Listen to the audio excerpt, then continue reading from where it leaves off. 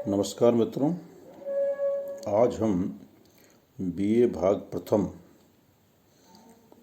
के first paper principles of sociology समाजशास्त्र के सिद्धांत में हम समाज की चर्चा को आगे बढ़ाएंगे। जैसा मैंने मेरे पिछले दोनों वीडियो में आपको समाज के संदर्भ में बताया कि समाज क्या है, समाजशास्त्र आधार पे समाज की क्या परिभाषा है, समाज को परिभाषित करते हुए मैकाइवर क्या कहते हैं, इन सब के बारे में हमने विस्तार से चर्चा की। और जहां हमारा निष्कर्ष ये रहा कि सोशियोलॉजी में समाज अन्य विज्ञानों से थोड़ा पृथक है। अन्य विज्ञान जहां व्यक्तियों के समूह को समाज कह रहे हैं, वहीं सोशियोलॉजी में समाज मूलतः उन व्यक्तियों के मध्य संबंधों से निर्मित ढांचे को समाज कह रहा है। यानी हम समाज को एक अमूर्त ढंग से देख रहे हैं। अमूर्त किस रूप में? अमूर्त इस रूप में कि व्यक्ति तो क्या है, मूर्त है, दिखता है, गिन सकते हैं, 5 व्यक्ति हैं, 4 व्यक्ति हैं, लेकिन संबंध को क्या है, हम सिर्फ महसूस करते हैं। यानी सोशियोलॉजी में समाज मूलतः व्यक्तियों के मध्य पनप रहे संबंधों का एक ढांचा है। आज मैं आपको, पहले हमने मैकाइवर पेज की बात की, मैकाइवर पेज ने क्या विशेषताएं बताई। आज मैं आपको समाज की मैकाइवर पेज के अतिरिक्त जो अन्य विशेषताएं हैं उन पे विस्तार से प्रकाश डालूंगा। जैसे पहली विशेषता है परस्पर जागरूकता, म्यूचुअल अवेयरनेस। म्यूचुअल अवेयरनेस का मतलब है कि समाज में जो सदस्य हैं वो एक दूसरे के हितों के लेके, एक दूसरे के सुख दुख को लेके, एक दूसरे की आवश्यकताओं को लेके जागरूक होते हैं, अवेयर होते हैं, उसमें सहभागिता निभाते हैं। पारस्परिक जागरूकता के अभाव में न तो सामाजिक संबंध बन सकते हैं और न ही समाज। संबंध भी 2 प्रकार के होते हैं, सामाजिक और भौतिक। इन दोनों प्रकार के संबंधों के बीच प्रमुख अंतर पारस्परिक जागरूकता का है।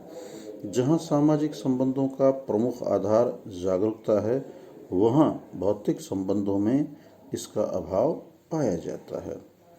एक टेबल पे कितनी किताबें, डायरी, पेन, पेंसिल आदि रखे हुए हैं, इन सब का टेबल के साथ एक संबंध अवश्य है। इसी प्रकार आग और धुएं तथा सूर्य व पृथ्वी का संबंध है, परंतु ये संबंध सामाजिक संबंध नहीं है, ये भौतिक संबंध है, क्योंकि इनसे मानसिक दशा अर्थात पारस्परिक जागरूकता का इनमें अभाव है। इसका तात्पर्य यह है कि टेबल उस पर रखी हुई वस्तुओं और टेबल की उपस्थिति से वो अपरिचित हैं। इन सब में पारस्परिक जागरूकता का अभाव पाया जाता है। जहाँ व्यक्ति पारस्परिक जागरूकता के आधार पर एक दूसरे के साथ क्रिया, अंतःक्रिया करते हैं, वहीं सामाजिक संबंध स्थापित करते हैं और सामाजिक संबंधों से समाज निर्मित होता है। उपयुक्त विवरण से स्पष्ट है कि सामाजिक संबंधों के लिए पारस्परिक जागरूकता का होना अत्यंत आवश्यक है। दूसरा है समाज अमूर्त है। ये बहुत महत्वपूर्ण चीज़ है, इसको आप प्लीज़ क्लियर कर लें। ये बार बार आएगा, आपके पीछे तक आपका पिंड नहीं छोड़ेगा कि समाज को हम अमूर्त क्यों कह रहे हैं बार बार, जबकि आज तक आपने यही समझा, यही जाना कि समाज तो मूर्त है, समाज तो व्यक्तियों से बना हुआ है। नहीं मित्रों, समाज को सोशियोलॉजी अमूर्त इसलिए कहती है क्योंकि समाज का निर्माण हम व्यक्तियों से नहीं, व्यक्तियों के मध्य पनप रहे संबंधों से होता है। व्यक्तियों के बीच जो संबंध है ना, रिलेशंस, उनसे होता है। और चूंकि रिलेशन दिखाई नहीं देते, कभी आपने किसी पिता पुत्र को, भाई भाई को बात करते हुए कभी सुना है क्या? मेरे और मेरे पापा के बीच 5 किलो के संबंध हैं, 2 किलो के संबंध हैं, 8 किलोमीटर के संबंध हैं। यानी नापने वाले संबंध थोड़ी बोलते हैं हम, यही बोलते हैं कि आजकल मेरे संबंध बहुत ज़्यादा सौहार्द हैं, बहुत ज़्यादा अच्छे हैं, या नाराज़गी चल रही है। इन दो ही शब्दों का प्रयोग करते हैं। यानी संबंधों को नापा तोला नहीं जा सकता किलो में, किलोमीटर में, किसी चीज़ में। यानी जो चीज़ परिमेय नहीं है तो उसके लिए हम क्या काम में लेते हैं? अमूर्त। याद रखें, ध्यान रखें, ये बार बार आएगा चीज़, और आप बार बार इससे कंफ्यूज ना हो। समाज व्यक्तियों का समूह नहीं होकर उनमें पनपने वाले सामाजिक संबंधों का जाल है। सामाजिक संबंध अमूर्त हैं, इन्हें ना तो देखा जा सकता है और ना ही छुआ जा सकता है, इन्हें तो केवल अनुभव किया जा सकता है। अतः सामाजिक संबंधों के आधार पर निर्मित समाज भी अमूर्त है। यह तो अमूर्त सामाजिक संबंधों की एक जटिल व्यवस्था है। क्लियर मित्रों? अब तीसरी और महत्वपूर्ण बात यह है कि समाज में समानता और असमानता। समाज में समानता एवं भिन्नता दोनों ही देखने को मिलती है।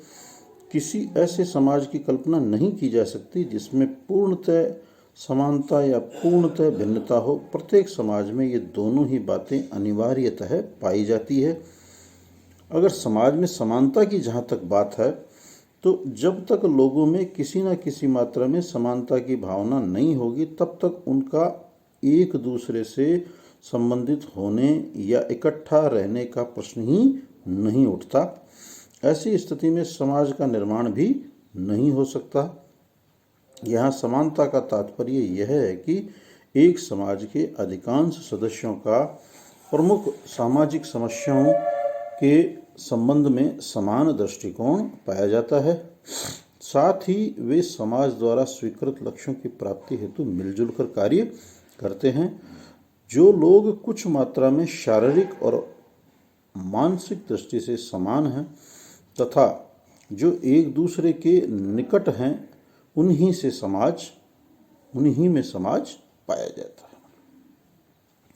और जहाँ तक समाज में असमानता या भिन्नता की बात है, तो समाज में समानता के साथ साथ भिन्नता भी पाई जाती है। मैकाइवर और पेज के अनुसार यदि सभी लोग पूर्णतः समान होते तो उनके सामाजिक संबंध चींटियों या मधुमक्खियों जैसे होकर सीमित हो जाते। ऐसी दशा में उनमें आपसी लेन देन या पारस्परिक आदान प्रदान बहुत कम होता। लिंग भेद असमानता का एक उदाहरण है। भाई जैसे हमारा समाज है, उसमें पुरुष भी है, स्त्रियां भी, बहुत बड़ी तो प्रकृति ने एक असमानता दी है, देखो आप। और इसी भेद के कारण संतान उत्पत्ति संभव हो पाई। समाज में असमानताओं के पाए जाने के कारण ही प्रत्येक एक दूसरे से कुछ ना कुछ लेते और बदले में कुछ ना कुछ देते हैं।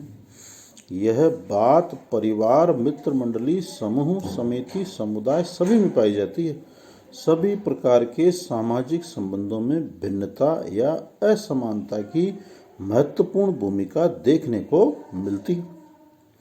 लेकिन इतना सब कुछ होने के बावजूद, समानता भी है, असमानता भी, इतना सब कुछ होने के बावजूद समाज में असमानता समानता के अधीन है। यानी कहने का मतलब इन टोटो क्या है कि समाज में असमानताएं तो है, लेकिन ये असमानताएं अगर समानता पे हावी हो जाए, ज़्यादा हो जाए, तुलनात्मक रूप से भारी हो जाए, तो समाज टूट जाएगा।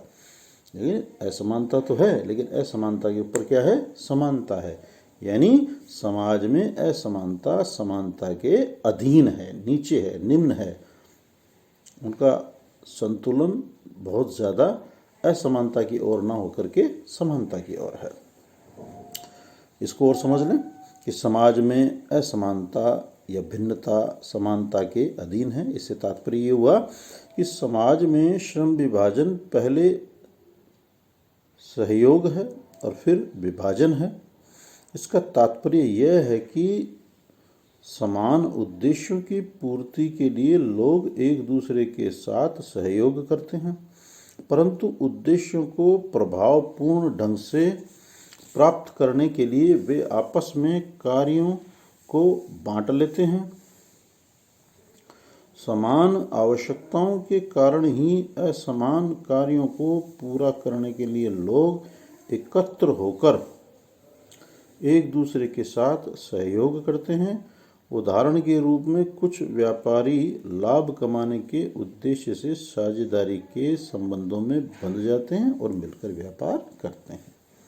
ओके, अब हम बात करेंगे जैसे समानता और असमानता की ना, वैसे ही एक और महत्वपूर्ण तथ्य यह है कि समाज में सहयोग और संघर्ष, प्रत्येक समाज में सहयोग और संघर्ष सार्वभौमिक प्रक्रिया के रूप में पाया जाता है। सरल या आदिम समाजों से लेकर आधुनिक जटिल समाजों तक सहयोग और संघर्ष पाया जाता है।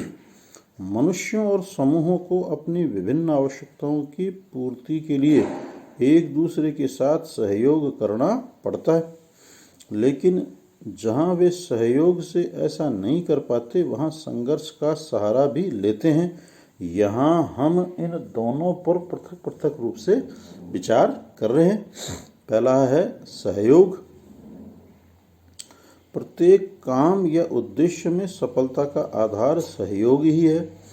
पारिवारिक, राजनीतिक, आर्थिक, धार्मिक आदि क्षेत्रों में हम हर समय सहयोग हमें देखने को मिलता है। सहयोग के अभाव में न कोई परिवार अपने इच्छित लक्ष्यों को प्राप्त कर सकता है और न ही कोई राजनीतिक दल। चुनावों में कई राजनीतिक दलों की हार का एक प्रमुख कारण उनके सदस्यों में सहयोग का अभाव है। किसी भी कार्य में सफलता सहयोग पर ही निर्भर करती है। अब दूसरा बचा संघर्ष। समाज में सहयोग के साथ साथ संघर्ष भी देखने को मिलता है। संघर्ष का प्रमुख कारण कुछ शारीरिक या व्यक्तिगत भिन्नताएं, सांस्कृतिक भिन्नताएं, विरोधी स्वार्थ या स्वार्थों का टकराना एवं तीव्र गति से होने वाले सामाजिक परिवर्तन है। लोगों में रुचि, स्वभाव, चरित्र, व्यक्तित्व, रहन सहन, वेशभूषा, आचार विचार संबंधी भेद पाए जाते हैं। इसी प्रकार लोग अलग अलग धर्मों, संप्रदायों या मतांतरों से संबंधित होते हैं। एक समाज और दूसरे समाज की संस्कृति में भी अंतर पाया जाता है। साथ ही लोगों या समूहों के एक दूसरे के विपरीत स्वार्थ भी होते हैं, अर्थात कई बार उनके स्वार्थ आपस में टकराते हैं। सामाजिक परिवर्तन की तेज गति के कारण भी व्यक्ति और समूह कई बार बदलती हुई नवीन परिस्थितियों के साथ अनुकूलन नहीं कर पाते। ये विभिन्न प्रकार की भिन्नताएं, स्वार्थ एवं सामाजिक परिवर्तन संघर्ष के लिए मुख्य रूप से उत्तरदायी हैं। मानव समाज में सहयोग के समान संघर्ष भी मानव सभ्यता के विकास के प्रत्येक स्तर पर देखने को मिलता है। अब बात करेंगे मित्रों हम समाज की अन्य एक महत्वपूर्ण विशेषता है कि समाज अन्योन्याश्रितता पे आधारित है। इंटरडिपेंडेंस। अन्योन्याश्रितता समाज की एक महत्वपूर्ण विशेषता है। अन्योन्याश्रितता का मतलब है कि जैसे कोई भी एक सामाजिक इकाई, देखो व्यक्ति का कम से कम प्रयोग करना है मैं शब्द का, मैंने पहले भी बताया आपको, सामाजिक इकाई बोले आप। कोई भी सामाजिक इकाई अपने आप में पूर्ण नहीं है, यानी वो अपने सब लक्ष्यों, साधनों को स्वयं प्राप्त नहीं कर सकता। इसके लिए उसे दूसरी सामाजिक इकाइयों पर निर्भर रहना पड़ता है। और जो दूसरी सामाजिक इकाई है वो भी अपने आप में पूर्ण नहीं है, उसे भी अपने कुछ आवश्यकताओं के लिए, कुछ लक्ष्यों के लिए दूसरों पर निर्भर रहना पड़ता है। यानी हम सब सामाजिक इकाइयाँ पूर्ण नहीं हैं। हमें हमारी आवश्यकताओं के लिए दूसरों पर निर्भर रहना पड़ रहा है। और ये दूसरों पर निर्भरता ही क्या बना रही है, समाज की सामाजिक संरचना को जटिल और एक व्यवस्थित और एक ढांचे का रूप प्रदान कर रही है। इसे ही हम अन्योन्याश्रितता के माध्यम से समझेंगे। अन्योन्य आश्रितता समाज की एक महत्वपूर्ण विशेषता है। अन्य शब्दों में यह कहा जा सकता है कि अन्योन्य आश्रितता समाज की उत्पत्ति एवं विकास में एक आधारभूत तत्व है। वास्तव में यह मानव जीवन, सभ्यता एवं उन्नति का प्रमुख आधार है। मनुष्य को अपनी प्राणी शास्त्रीय या शारीरिक, आर्थिक, राजनीतिक, सांस्कृतिक आवश्यकताओं को पूरा करने के लिए दूसरों के साथ सामाजिक संबंध स्थापित करना और उन पर निर्भर रहना पड़ता है। एक समाज के विभिन्न सदस्यों को अपनी विविध आवश्यकताओं की पूर्ति के लिए दूसरों पर निर्भर रहना पड़ता है।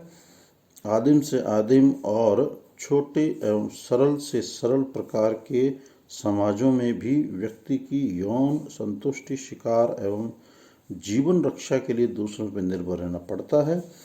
आधुनिक जटिल समाजों में तो श्रम विभाजन के बढ़ने से मनुष्य और साथ ही समाज के विभिन्न अंगों की एक दूसरे पर निर्भरता और भी बढ़ गई है। अब बात करेंगे, समाज सदैव परिवर्तनशील एक जटिल व्यवस्था है। समाज की एक अन्य महत्वपूर्ण विशेषता इसकी सदैव परिवर्तनशील प्रकृति है। सामाजिक परिवर्तन एक सार्वभौमिक प्रक्रिया है। विभिन्न कारणों से सामाजिक संबंधों में परिवर्तन आता रहता है। व्यक्तियों की परिस्थितियों एवं भूमिकाएं बदलती रहती है। पारस्परिक अपेक्षाओं में भी समय के साथ बदलाव आता रहता है। इन सब के परिणाम स्वरूप समाज बदलता है। समाज की सामाजिक संरचना में परिवर्तन आता है। कोई भी समाज आज ठीक वैसे समाज नहीं है जैसा वह हजारों वर्ष पूर्व था। साथ ही समाज एक जटिल व्यवस्था है जो अनेक प्रकार के सामाजिक संबंधों से निर्मित होती है। अगर अंतिम समाज की विशेषता की अगर मैं बात कहूँ तो समाज केवल मनुष्यों तक सीमित नहीं है। समाज हमें पशु पक्षियों में भी देखने को मिलता है, लेकिन उनमें एक सीमित समय तक है, उनका एक दायरा बहुत सीमित है। समाज केवल मनुष्यों तक सीमित नहीं होकर पशुओं और पक्षियों में भी पाया जाता है। मैकाइवर और पेज ने इसी संदर्भ में कहा है कि जहाँ कहीं जीवन है वहीं समाज है। ये कोटेशन याद रखें, पूछा जाता है कई बार। जहाँ कहीं जीवन है वहाँ समाज है। ये कथन किसका है? मैकाइवर और पेज का। इसका तात्पर्य यही है कि सभी जीवधारियों के अपने अपने समाज होते हैं। चींटियों तथा मधुमक्खियों के भी समाज होते हैं। इनमें एवं अनेक अन्य पशु पक्षियों में सामाजिक जीवन की अनेक विशेषताएं देखने को मिलती है। इतना अवश्य है कि मनुष्य के अतिरिक्त अन्य जीवधारियों में सामाजिक जागरूकता बहुत ही कम और सामाजिक संपर्क बहुत ही अल्पकालिक होते हैं। जहाँ सामाजिक या पारस्परिक जागरूकता का अभाव है वहाँ समाज की कल्पना भी नहीं की जा सकती।